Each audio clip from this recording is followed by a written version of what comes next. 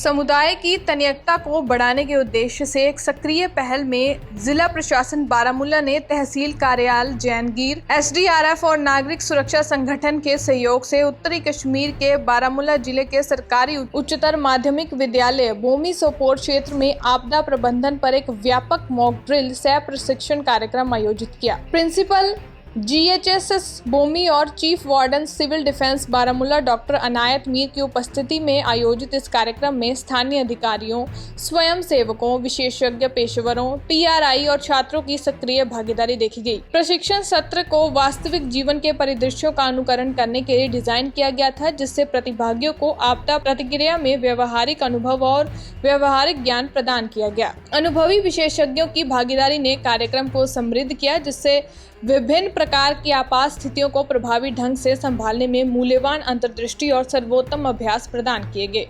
इस तरह के सक्रिय उपाय अप्रत्याशित आपदाओं का तेजी से और प्रभावी ढंग से जवाब देने में सक्षम और लचीले समुदाय को बढ़ावा देने के लिए जिला प्रशासन बारामूला की प्रतिबद्धता को रेखांकित करते हैं। बारामूला से मीर आफ्ताब की रिपोर्ट। की तरफ से एक टेंटेटिवली कैलेंडर जो सर्कुलेट हुआ है, उसमें through the year mock drills को कंडक्ट करने के लिए हिदायत जारी किए गए हैं। ये जो डिस्ट्रिक्ट के अंदर पूरे तहसील है, उनमें मॉक ड्रिल्स कंडक्ट करने के लिए हिदायत जारी किए गए और इंशाल्लाह मुस्तकबिल में ऐसे ही इंशाल्लाह हम मॉक एक्सरसाइजेस करते रहेंगे। हमारा मुद्दा और मकसद होता ये मॉक एक्सरसाइज में हमारा मुद्दा यही होता है कि आने वाले आफात के अंदर, चाहे ये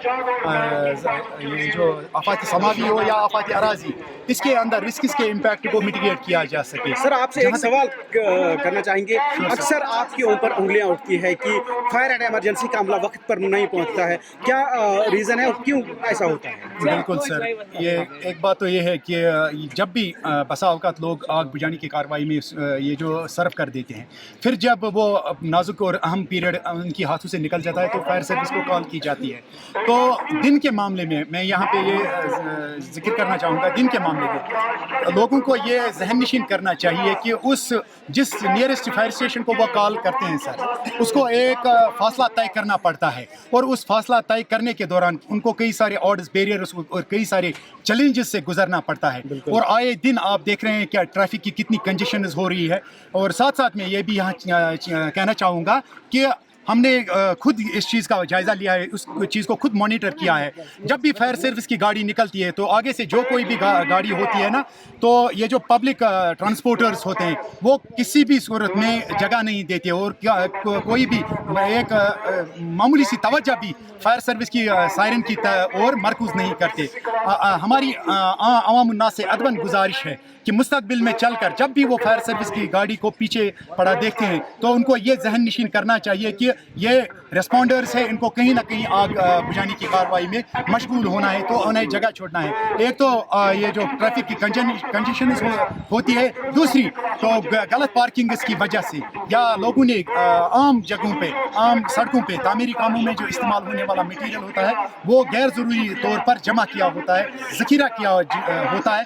तो उस वजह से हमें दिन के मामले में कुछ समय लगता है सर। फायर एंड इमरजेंसी का कोई टोल फ्री नंबर है? टोल फ्री नंबर सर 101 है, लेकिन ये एक गैप मेंटेन करता है। लोगों को चाहिए कि हमने यहाँ पे आज deputy director fire and emergency services command Sopore की तरफ से मफाद आमा के लिए कुछ मफाद आमा के लिए जारी की गई कुछ आतिशज़दगी से मुतल्लिक सलाहकार हिदायत, उस मामले में हमने यहाँ इलाके जंगेर में आज बुमा हायर सेकेंडरी में इस मॉक एक्सरसाइज के दौरान वो पोस्टर्स भी उनके ये अंदर सर्कुलेट किए हैं। वहाँ पे डिस्ट्रिक्ट के फायर, ये जो हमारा डिस्ट्रिक्ट का फायर कंट्रोल है, फायर कंट्रोल सोपोर, जो पूरे डिस्ट्रिक्ट को सुपरविजन करता है, उनके नंबर दिए गए हैं। उसके चलते वो उस आग पर कलील और कम मुद्दत में काबू पा सकते हैं, क्योंकि अगर उन्होंने 101 टोल फ्री नंबर करते हैं सर, वो भी